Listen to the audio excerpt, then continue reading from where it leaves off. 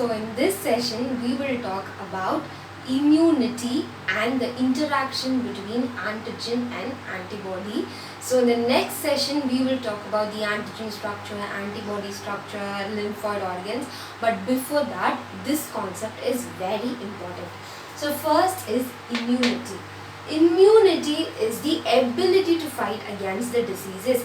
For example, you catch up a cold and your immune organs should be potent enough to destroy the virus in a span of 24 hours, so that you catch up a cold, have cold for 2 days, and the third day you have to be completely fine.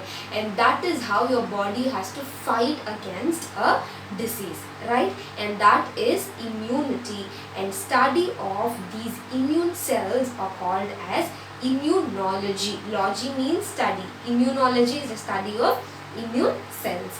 And next is, suppose it when an individual lack this immunity, and these individuals are called as susceptible host. So you call it as susceptibility. So susceptible host are the individuals who lack immunity or immune response towards certain pathogens.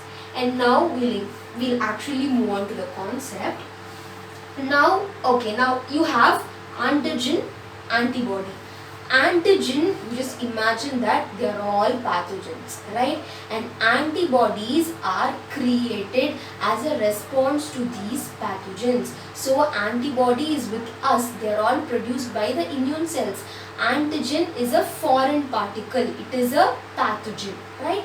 And now why it is named as antigen? It's because antibody generated. Only when antigen they come inside the body, the antibody is been produced. So that's why antigen is called as antibody generator. And now immunity. So in immunity you have two types of immunity. One is innate immunity and the other is adaptive immunity. Now innate is within yourself, right from the birth.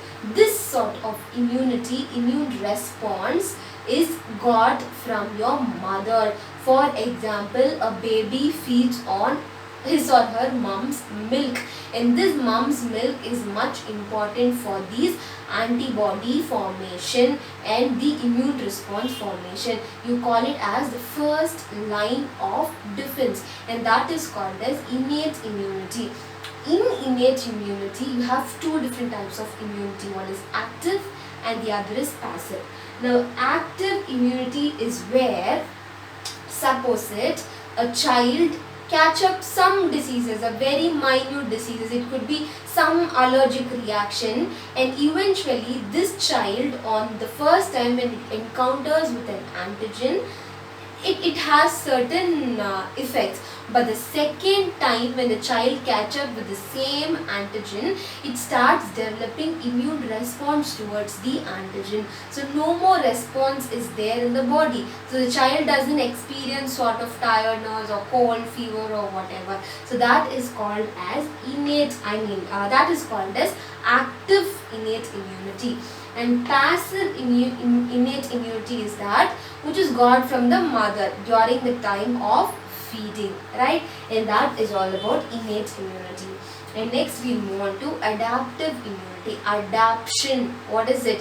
You are adapting to something. So this adaptive immunity is got right after the birth. For example, I told you about the active innate immunity, right? And the same concept goes for adaptive immunity, where after the birth, when you encounter with an antigen for 2 or 3 times, your body eventually starts developing an immune response towards these antigens, right? And now this adaptive immunity, you again have active immunity and passive immunity.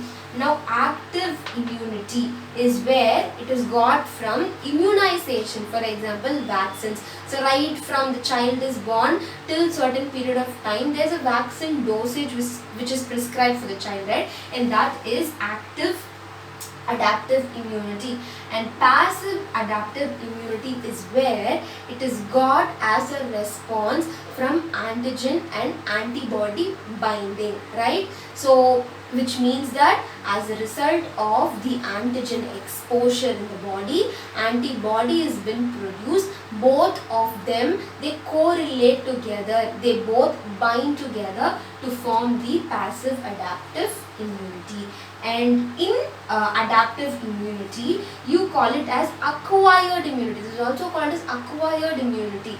In that you have cell mediated immunity and antibody mediated immunity. Cell mediated immunity is that when an antigen is destroyed by the cellular components in humans, it is called as acquired immunity, which is cell mediated acquired immunity. But antibody mediated or humoral mediated is where it is exactly when an antibody is produced as a result of antigen encounter. So that is called as humoral immunity, antibody mediated immunity. And now immune response. So after the immunity, we will talk about the immune response. You have primary immune response and secondary immune response. Now primary immune response is when a pathogen, so right after the child is born, Haemophilus influenzae goes and attacks the child. What happens? The child ends up in a severe cold and fever. But now when this Haemophilus influenzae attacks the child for the 4th time or the 5th time, that is called as secondary immune response, which means that the child tends to develop immunity against certain pathogen. So that's the difference between an active or the primary immune response or the secondary immune response. So first we spoke about a general intro and then the types of immune response. And now we will talk about the antigen antibody interaction. So when an antigen to be interacted with the antibody, you need 3 important features. The first is closeness. So closeness is when antibody encounters an antigen, or when an immune cell encounters an antigen. So that's how there are receptors through which closeness is obtained. Closeness meaning the antibody has been encountered or it just finds the antigen, right? And next is the bonding. Now there is a bonding between, so strong covalent bond, van der Waals forces. There are different types of bond which could be formed between the antigen and an antibody. So that is called as bonding. And next is affinity. Affinity is due to the chemical receptors. An antigen should have a strong affinity towards the antibody for them to attach together. It is almost like a lock and key model, right?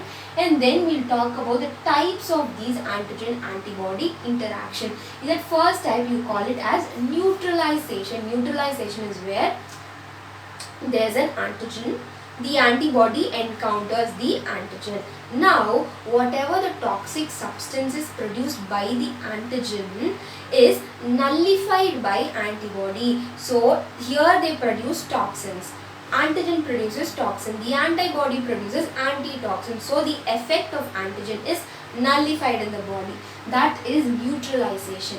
Next is agglutination and precipitation. Agglutination is where the antigen, the antibody, it goes and fuse with the antigen. So a lot of antibody goes and attach with the antigen and they form a clumpy structure, and that is called as agglutination. See, the cells agglutinate.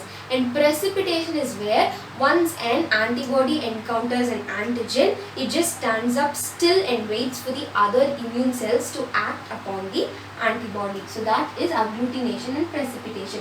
Next we call it as complement. Complement system is where there is an antigen.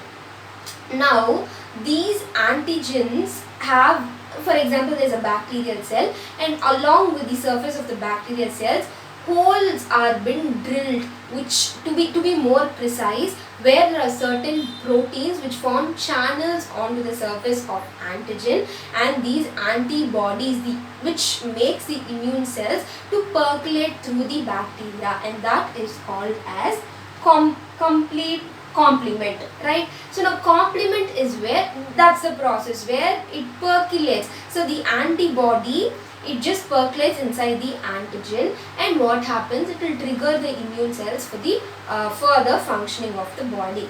And next we will talk about opsonization. So opsonization is where the antibody, it goes and encounters the antigen, and then the other immune cells, for example macrophage, will go and engulf the antigen. It kills the antigen, kills the virus, bacteria.